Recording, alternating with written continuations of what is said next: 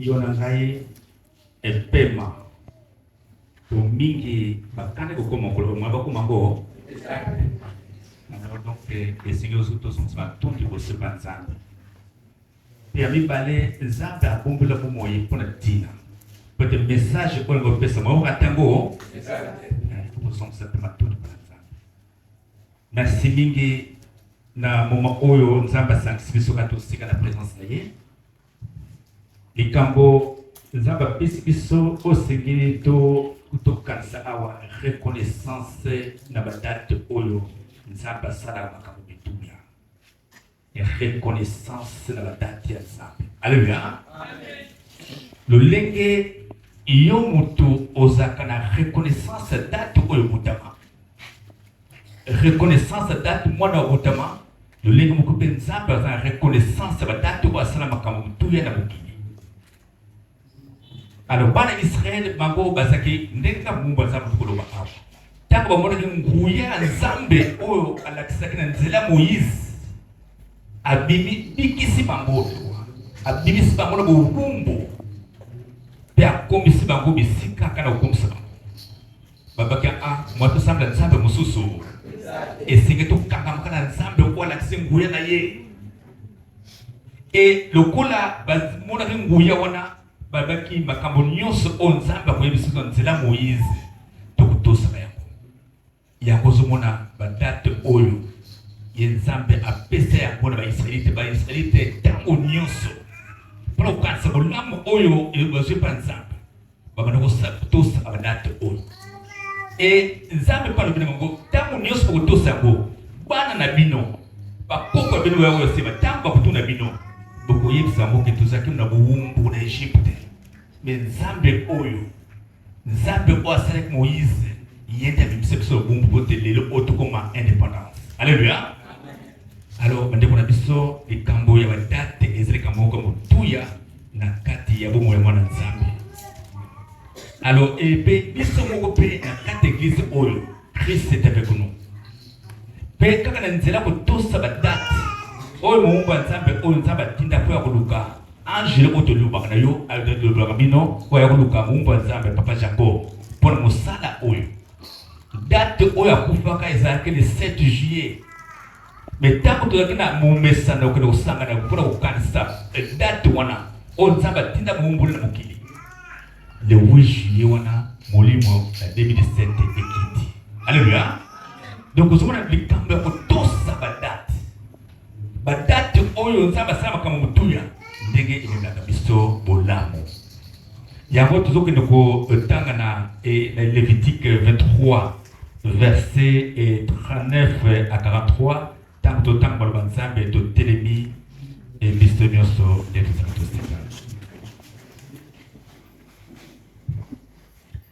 Lévitique 23 verset 39 à 43 totanga na komla Yesu. Amen.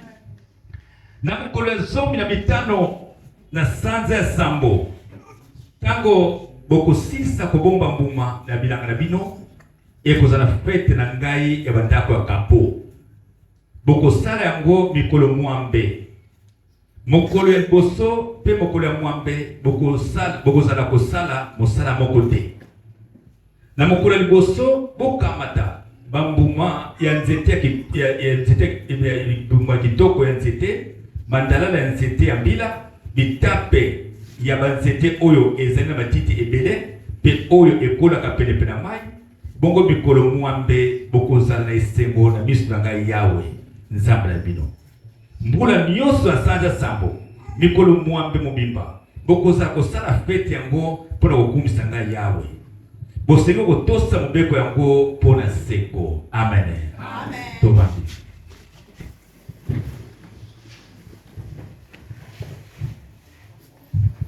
Awa bana Israël nzambe azopesa bango badate bafete soko tangi chapitre oyo potango na biso na mukuse mwato tanga chapitre munyoso ezate mais soko mandi na ibane nzambe akuta na Moïse azoyebisa ye banda lelo oyo tala badate bafete na ngai singi oyebisa ba Israélite apesaki badate na ba fête apesa ki chaque fête na misala oyo senge basala liboso na ya nzambe apesa ki bango so otaka chapitre oyo si fête senge basalaka ya liboso ezali fête ya koleka ya Pâques oyo kupuna kokanisa kubimba ya nzambe nguye basala kwa kubimisa mu na Egypte ya mibale ezali fête ya liboke ya orge liboso. Donc, oyo toloboka ba prémisse que tango sai bilanga mbuma liboso bilanga na yo ya yote mezana ya nzambe. Alors, ils appellent fête mobimba pour kanisa bolamu o nzambe asaki ba isalite. Fête misato ezali fête ya Pentecôte. Pentecôte civilisation kubuka mbuma. Wana pe chaque fois tango basa longole prémisse mina campagne ya kubuka mbuma esenge basala fête pona lokumu na ya fête mususu abigo bana fête ya kubetela yao bakelelo ezali kaka date wana esenge ba isalite bakuta na kaka babeta nzamba kelelo bapesa nkembo doko pona kopesa lokumu pe nkembo pota zali nzamba mboya moko takokona ye nzambe moko takosala bisango kama lokola yawe. Alors fête mususu ezali fête kosenga kaka bolimisi ya masumu ya bana Israël. Donc bana osanga date oyo bona koyaka na présence na ngai pour kosenga bolimisi ya masumu na bino. Munganga nzambe na ngai yena bana kosenga liboso na ngai nzambe. Alors fête mususu ezali fête ya bandaka kapo pona kobomba mbuma. Omona ba oba pana na mboka chaque fois soko sabilanga biloko nyonso bibilanga moyo sisa ngolo golia ndambo eza golia ndambo so nini ya kobomba mbuma pona kolona na saison prochaine albango pe pona kobomba mbuma wana esengeli basala fête pona nkembo pilo kumona ya nzambe. Alors bazaki na calendrier ba fête nyonso wana badate nango bazaki Moïse nzamba longolo mokili mais kasi mebeko apesaki bango moyeba bosa nango banoko tosango yango pe na bolo nzamba lobeke ezali pona lelo kaka te mais ezali mebeko ya seko. Donc bana na bino bakoko na biso bino bachafula bino oba koya liboso esenge bana ko tosaka badate ya fête na ngai. Alléluia. Alors awa nzambe azosala biso tala sikoyo na botos na mangwana tango Yesu aye Yesu alobi na bayebu na ye na tindi bina mukili bokona kopanza sango banamu mekasi yambo bokende kosala musalambo bozela na Jerusalem eza bongo te bozela nguya ya nzambe ekitila bino pote sango ya nzambe mwako kosala musala oyo ezate tala siko makabuto zumona tamu wa nzambe no temoye pour kangola mabota na biso pour kangola bina biso pour kangola mezita obakanga kipona bona yo tala ba contre-attaque de sala kata bona ye soki ngoya nzambe sakata na ite moi tela ba biso biso boye ezate. Alors Yesu masaiba ke musala ona pesi bino so ngoya na ezalite moi boko kono mango ezate boko kuta ba contre-attaque esprit bele bakotelema bino bademo mi bakotake bino mais so ngoya na ezakata bino moi boko kono bino esenge beaucoup de cela na Jérusalem. Alors on a acte 2 sur le temps kuna omona kaka bangusala kile bomesano ya ko fête ya kubuka mbuma fête ya Pentecôte ba ko sanga na Jérusalem mina ba yeba kite ke na Jérusalem bisika to ko sangana ke ngoya nzambe kite biso mais bazaki na botosi abe atatu moto zanga ngo esenge to kende na Jérusalem ba se mobilizaki ba mso na Afrique awa ba bikole bele lokolo bazaki déjà na tête ba loi ya Moïse ba longwe bisika bazaki ba ke na Jérusalem pour ko tosa date oyo ya kubuka mbuma maintenant ba ke na ko pambate pote so tanke chapitre oyo omona chaque fois na ba fête wana nzamba na ko ba gome na kama kabo bakabo kolia makabo ya kozikisa pe makabo pe kosenga bolibisi neti na fete nyonso taba mwezanga taba ezbano zanga te pote na chaque fete nzambe lokola yebaki bato longa bazaba to masumo apesi mobeko wana esiki taba ezala po tango bokoyana na nzambe akosenga bolibisi mpona bino baba ndoko sala ko al mokolo na Pentecote na Jerusalem baye pe na ndenge mobeko bana kotinda makabo nyonso oyo bazenga bakoma na ulole Moïse bamemi yango biloko kolia bamemi yango taba bamemi yango na bamemi yango metango nzambe amonaki batosi na do misala balakisaki botosi wana misala bango nguya nzambe sali ni ekitaki to betre bona mabo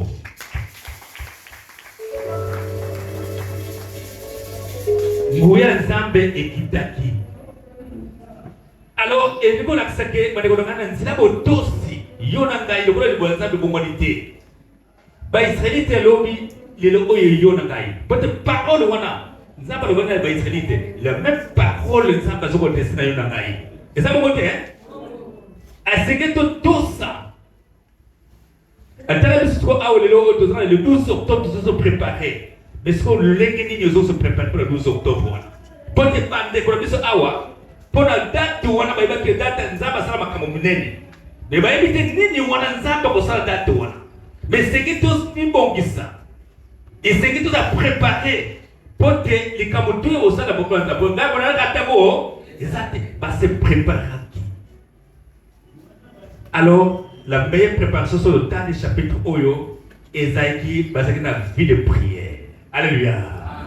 Alors Mumba Nzambe anakopesa mo programme mo bimba ya prière. Et banako tosa bo banako 8 jours mo bimba. Basaki na 4 temple. Na seba kapo. Donc na seba temple. Pona ko tosa mo beko Nzambe, pona ko sala o Nzamba tidi bako. Alors, badeko na ngai awa botosi mabondeli. Parce que beaucoup de Satan était aux oricamboli besoin Nzambe. Nzambe asa busanto. Osa la vidi kakaboi.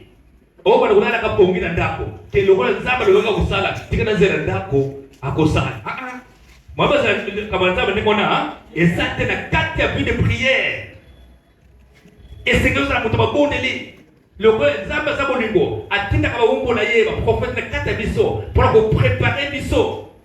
Pour ko kuta na nenda ba fête na yowana. Pour vous préparer des choses de sambo. Il y a besoin de 4 osika na programme oyo fongami. Ba oba pour que carême, ba un programme de prière là. Bumba Nzambe le nom même dans carême té. Il y a 4 mois dans la semaine de chaque jour. Il y a ma bondeli pour tout ça. Dans ce programme de réseau qui est là. Donc pour vous préparer moko na biso. Bumba Nzambe préparer moko na biso pour te kolona le 12 octobre. Moi moto za eloko. Alors soko au stade botosi. Au salut confession de péché, puis au salut au l'amour, aux autres la Nzambe na botos nyonso, na komekisa nyonso, puis na bosala bona au Nzambe de 50 biso. Alors après le 12 octobre, et c'est tout bon Nzambe action de grâce. Alors awa bakoko na biso le ke le campo o so te pa Nzambe. Donc bakena boko pamba te. Et c'est que au kende na eloko. Pote présence Nzambe na ye na ye maboko pamba te. Deutéronome 16:7 porque tango bosia na présence na Nzambe. Mwaba ya maboko pamba ezate bayaki na botosi nyonso. Oyo bobeko zotinda bamemi yango. Aso tali ba chapitre oyo babi ekolo moko. Donc chaque famille moko ado bongisa libonza na ye. Pote mokolo wana mwana nzanga ni bola mwa Nzambe. Tobekle wana maboko.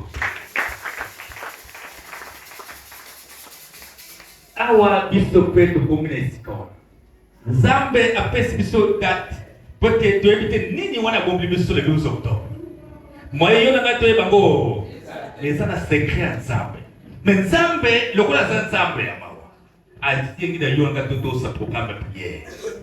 Aye lobina yona ngato bonkisa libonza kubonza nani Nzambe. Ale secret tosa ndenge bante kwa biso basala ki awa. Lokola tosa ki mokolo Pentecote. Kala mulimo kitaki. Nzambe taka tele botos. ba wuti musika ba tiki bisana bango ba yé na présence na kata temple na yé ba yé maboko pamba te ba yé na ndenge bebe ko Moïse ba basali le leki basali chaque école yaki na yoko chaque bote yaki na loko et puis on y a des sanga basana ntabo zamba talaki olam nyoso basalaki kotina wana azungu ya musata sabi asopele bango bisopele le moko ndeko na kai le 7 juillet tango to saki to kedeki na boa kenzao to saki bodate oyo papa molimo ange onzaba tinaki na koluka papa Jacob tango to ye to yaki maboko pamate to yaki na mabonza kopesa nani nzambe tango nzambe atali ke to saka na muto moko pe le 8 juillet 2017 akitisi biso molimo oyo sala kata biso molimo oyo sala kata umbo nzambe papa Jacob ozo kangola yo ezo sisa balada yo ozo bengana bilimo abe ezo chasser ba démon ezo sisa nguya nyoso mulili nguya wana le 8 juillet 2017 kitaki alors to limité les Camerounais nzambe abongisi le 12 octobre pour na yo na ngai alléluia amen nani oligo kati bulamu wa nzambe le 12 octobre atotonga kabisa ngai atuka ngai bulamu wana abingine boko atako atonga kabisa problème oyo nzambe do wali solution na yo ezo na date wana mais yo boy na yo problème ezo ma solution nani wana atonga musapelo ke ngana boy na ngai na linge ko umela pass na ngai linge ko umela pass situation na ngai nani wana atonga musapelo moi mtamona na exact donc c'est que mission soto c'est la bola kwa nzambe tala condition ya ngo nzamba pesi donc sengeli na chapitre oyo na verset nango 17 à 19 toujours de tanga mabunza oba bilaki ba présence ensemble Lévitique 23 verset 17 à 19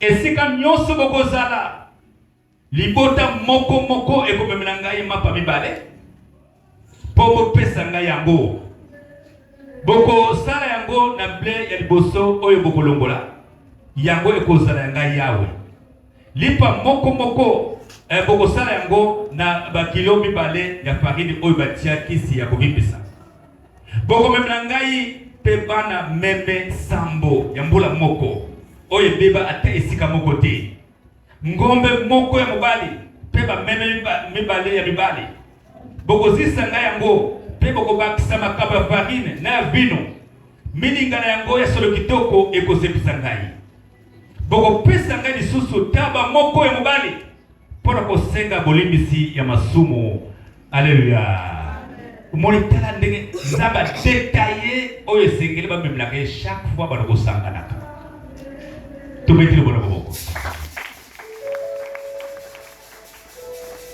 maintenant pour le Nouveau Testament nzamba bitikete motinyoso akaba na esengo na ndenge bozune ezali eza na ko forcer te pote moto tidio te mais moto akaba lolenge azwi na motema ko fonga eza ba mote ya mosko kanisa ndeko na ngai na date ya 12 octobre ndenge nini nzambe oyo aza ko visiter pour date oyo asala makaba minene nzambe na biso ayaka pour ko visiter biso et tango nzambe visitaka mwati kabiso pamba parce que malomari moko ikangeye moko te aya na présence na ngai nzambe azoko boko moko te aya na présence nzambe azoko boko pamba donc soki olingi na bozo boko pamba moi ça volonté nzambe mais soko yé le lenge nzambe atindi le nzambe pesa ba condition ye au remplir yango alors que nzambe tika volonté de ça dini et ça alléluia alors yango de tu donnes des messages à ma pièce sur katosika tous à la reconnaissance ya badate tous à la sopolité pesa me koto bango basika na calendrier mobimba ya ba fête oyo nzambe asali kama mnene biso pe na katekise biso calendrier ezali alléluia calendrier ezali ya badate mutuya ezali et tokosenga ngo tokosenga papa pote un peu mettre biso pote to publier yango alléluia moko na biso mwana église Christ avec nous et c'est que ça ngala diwana pour vous temps de là tokona moitié événement nini oyo esama date oyo esama mote événement nini esama date oyo et nini sekena sala ngai mwana église Christ avec nous pote na événement wana ngai na mwanza ngabula mwanzabe ezate eseketo za kadio bana Israeli bazakana kalandie bumimba ya ko Daniel na kati ya Babylone na bumbo azaki ko tanga mikanda bige 70 ans on zaba kati ba Israeli na bumbo na Babylone ekoki menini singa sala akotaki Karem asenga bolimbi sia maso dato na senga bolimbi musumu ezaka na date ka kalandi oyo mweza date mususu ezate pote mema sana ba umbo bazana ona da kalandi ona date ona badoko sambela pe nzambe pe ayanoli Daniel yona kai pe nzambe zotira biso to reconnaître la date de biso pote nzambe asala bikame kati bomba biso. Alléluia. Alléluia. Todos sate. Todos sala mote. Pote moko mo biso a asala problème oyo asala besoin que nzambe abosa kati bomba. Yezabo mote donc il y a mo ba besoin ya ka mo da présence nzambe. Mais nzambe oyo to ko pesa ba besoin. Nzambe oyo to ko pesa ba problème a pesi ba condition. Et c'est que tout pour mon vie de prière. Programme de prière Zali jusqu'au 12 octobre. Chaque jour, awa. Tozoya pour la prière. Pour la prière, n'est-ce mon livre au pesa. Pe aujourd'hui, ma commune batte là. Tango aux autres, les cambo, aux autres âmes. Bana Israël, Zaki. Au moins, le même temps, parce qu'on imposé Bango. Que dans le moment où on a, moi, au temple, les nioso, exact, pote, il faut me battre là. On me battre même au temple là. Même au vivre. Ni no pote ozozela événement moko ezoya ya mutunya yango ntsaba pesi tukatosika o asa moto koyoka o asa moto ko bomba o alingi ko salela ya nzambe ngoyi.